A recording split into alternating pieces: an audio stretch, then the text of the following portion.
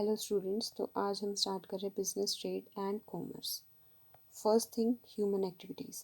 जो हमारे पास ह्यूमन एक्टिविटीज़ है उसे टू टाइप्स ऑफ एक्टिविटीज़ में क्लासीफाई किया गया। First is the economic activity and the second one is non economic activities. First one, economic activities. Economic activities are those activities which are perform to earn livelihood. Means जहाँ पर हम पैसा कमाने की बात करते हैं उन एक्टिविटीज़ को हम बोलते हैं economic activities. Second one is non-economic activities. Non-economic activities are such activities which are performed for the self-satisfaction. For example जैसे कि चैरिटी की जाती है, डोनेशन दिया जाता है, तो these are the non economic activities. अब जो इकोनॉमिक एक्टिविटीज़ है उन्हें further three types of activities में क्लासीफाई किया गया। First is the business, second one is profession and the third one is employment. अब बिजनेस क्या होता है? बिजनेस में सिंपल होता है कि जहाँ पर हम प्रोडक्शन करते हैं और सेल और एक्सचेंज करते हैं गुड्स एंड सर्विसेज का, और जो मेन हमारा यहाँ पर एम रहता है वो होता है प्रॉफिट को अर्न करना। ठीक है, तो जो बिज़नेस है वो एक ऐसी इकोनॉमिक एक्टिविटी है जिसमें कि हमें sale and production and sale बोल सकते हैं, प्रोडक्शन एंड सेल होता है, या फिर हम बोल सकते हैं एक्सचेंज किया जाता है यहाँ पर गुड्स और सर्विसेज का प्रॉफिट को अर्न करने के लिए। अब जो बिजनेस है उसे further to types of activities में क्लासीफाई किया गया। First is the industry and the second one is commerce. ठीक है, अब जो इंडस्ट्री है उसमें क्या किया जाता है? इंडस्ट्री में होता है हमारे पास प्रोडक्शन किया जाता है। प्रोडक्शन होता है गुड्स का और सर्विसेज का बोल सकते हैं, और जो कॉमर्स है उसमें हम डिस्ट्रीब्यूशन करते हैं गुड्स एंड सर्विसेज का। ठीक है, अब जो इंडस्ट्रीज़ है वो हमें थ्री टाइप्स की बताई गई। First one is primary, second is the secondary and the third one is tertiary. अब फर्स्ट है हमारे पास प्राइमरी इंडस्ट्री। प्राइमरी इंडस्ट्री में ये रहता है कि जहाँ पर हम मटेरियल्स को एक्सट्रैक्ट करते हैं या फिर हम रिप्रोडक्शन करवाते हैं स्पीशीज़ का। ठीक है, अब जो प्राइमरी इंडस्ट्री है उसे भी further to types of industries में क्लासीफाई किया गया। फर्स्ट इज़ द एक्सट्रैक्टिव, जिसे एक और नाम से बोला जाता है एग्जॉस्टिव, और ये एग्ज़ाम में आया हुआ क्वेश्चन है। And the second one is genetic.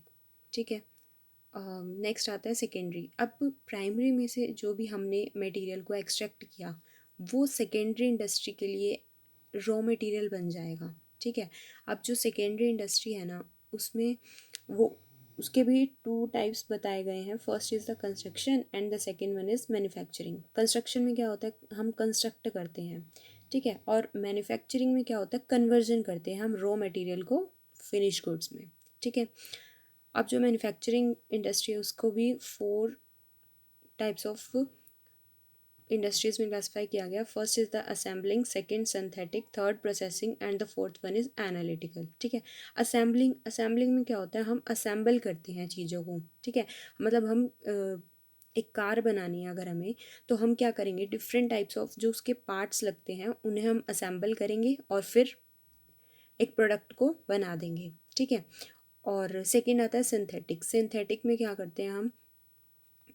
इसमें भी हम प्रोडक्शन ही करते हैं, पर इसमें क्या रहता है? सिंथेटिक इंडस्ट्री में रॉ मटेरियल्स को ख़रीदा जाता है ताकि raw materials are brought together in manufacturing process to make a final product. Means इसमें हम रॉ मटेरियल को ख़रीदते हैं एक साथ मैन्युफैक्चरिंग प्रोसेस के लिए ताकि हम एक फ़ाइनल प्रोडक्ट को बना सकें। जैसे कि अगर हमें मैन्युफैक्चर करनी है सीमेंट, उसमें रॉक्स, जिप्सम, कोल एट्सेट्रा, ये सारी चीज़ों की रिक्वायरमेंट पड़ेगी। ठीक है, और भी एग्जांपल है हमारे पास जैसे कि सोप मेकिंग या फिर पेंट्स, तो ये सारे एग्जांपल हो गए आपके सिंथेटिक इंडस्ट्री में। नेक्स्ट आता है हमारे पास प्रोसेसिंग। प्रोसेसिंग में क्या होता है? एक जो प्रोडक्ट होता है वो पास करता है बहुत सारी प्रोसेस से ताकि वो एक फाइनल प्रोडक्ट बन जाए। इसके एग्जांपल हम ले सकते हैं sugar industry and paper industry. Next आता है एनालिटिकल। एनालिटिकल इंडस्ट्री में क्या होता है कि एक प्रोडक्ट को हम एनालाइज करते हैं और बहुत सारे प्रोडक्ट्स को हम रिसीव करते हैं एज फाइनल प्रोडक्ट्स। जैसे कि एग्जांपल है क्रूड ऑयल की प्रोसेसिंग की जाती है तो हमें क्या क्या मिलता है? हमें kerosene, petrol, gas and diesel. ठीक है, नेक्स्ट आता है टर्शरी। टर्शरी इंडस्ट्री का एक और नाम हम बोल सकते हैं सर्विस इंडस्ट्री। इसमें क्या होता है, ये सर्विसेज प्रोवाइड करती है प्राइमरी और सेकेंडरी इंडस्ट्री को। इसके एग्जांपल हो गए transport, banking, insurance, warehousing, communication etcetera. ठीक है, फिर नेक्स्ट आता है हमारे पास कॉमर्स। कॉमर्स में क्या करते हैं, हम डिस्ट्रीब्यूशन करते हैं गुड्स एंड सर्विसेज का। अब जो कॉमर्स है उसे भी क्लासीफाई किया गया, first is the trade and second is the auxiliaries to trade. अब ट्रेड क्या होता है, ट्रेड का सिंपल मीनिंग होता है कि एक्सचेंज करना गुड्स और सर्विसेज का between sellers and buyers with the motive is profit. ठीक है, मतलब प्रॉफिट मोटिव से जब हम गुड्स और सर्विसेज को एक्सचेंज करते हैं तो उसे हम ट्रेड बोलते हैं। अब जो ट्रेड है वो इंटरनल भी हो सकता है और एक्सटर्नल भी। अगर हम इंटरनल की बात करें तो उसमें आ जाते हैं हमारे होलसेल और रिटेल। ठीक है, एक्सटर्नल में क्या हो जाता है, इम्पोर्ट, एक्सपोर्ट और एंट्रीपोर्ट। इम्पोर्ट मीन्स सामान बाहर से, बाहर किसी कंट्री से मंगवाना, दैट इज़ इम्पोर्ट। और एक्सपोर्ट मीन्स जब हमारी इंडिया हमारी कंट्री है तो वहाँ से जब हम बाहर सामान को भेजते हैं, दैट इज़ एक्सपोर्ट। एंट्रीपोर्ट का मतलब होता है कि जहाँ पर एक कंट्री दूसरी कंट्री से सामान मंगवाती है और तीसरी कंट्री को भेज देती है, मीन्स इसे हम थर्ड कंट्री रूट भी बोल सकते हैं। नेक्स्ट आता है auxiliaries to trade. Auxiliaries to trade में का मतलब होता है कि जहाँ पर जो चीज़ें हमें हेल्प करती है ट्रेड करने में, जैसे कि transport, banking, insurance, warehousing, advertising. ठीक है, जो ट्रांसपोर्ट है उससे हमारी प्लेस यूटिलिटी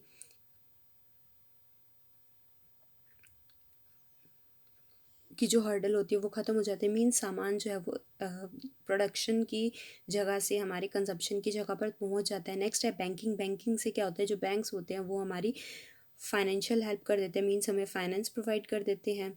इंश्योरेंस जो है वो हमारा रिस्क फैक्टर को कम कर देती है, मीन्स अगर हमें हम किसी प्रोडक्ट का इंश्योरेंस करवा लेते हैं तो उससे क्या होता है, अगर वो चीज़ हमें जैसे कि फायर इंश्योरेंस हम करवाते हैं, जैसे कि अगर गुड्स जल जाते हैं तो हमें जो कंपनसेशन का अमाउंट है वो हमें इंश्योरेंस कंपनी प्रोवाइड कर देती है। ठीक है, नेक्स्ट है वेयर हाउसिंग। वेयर हाउसिंग में क्या होता है, जहाँ पर हम सामान को स्टोर कर लेते हैं, मीन्स ऑफ सीज़न होता है किसी प्रोडक्ट का, सीज़न उस टाइम पे मीन्स उसकी अभी हमें नीड नहीं है, तो क्या होगा कि जो प्रोडक्शन है वो तो होगा उस चीज़ का, बट उसको स्टोर कर दिया जाएगा वेयर हाउसेज में, ताकि जब उसकी डिमांड क्रिएट हो तो उसी टाइम पे उसका प्रोडक्शन ना हो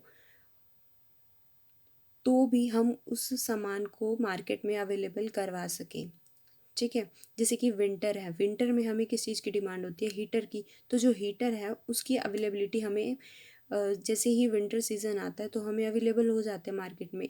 क्यों, क्योंकि वो हम जो प्रोड्यूसर्स हैं वो उन्हें वेयर हाउसेज में स्टोर करके रख देता है, मींस टाइम यूटिलिटी का हो गया यहाँ पर।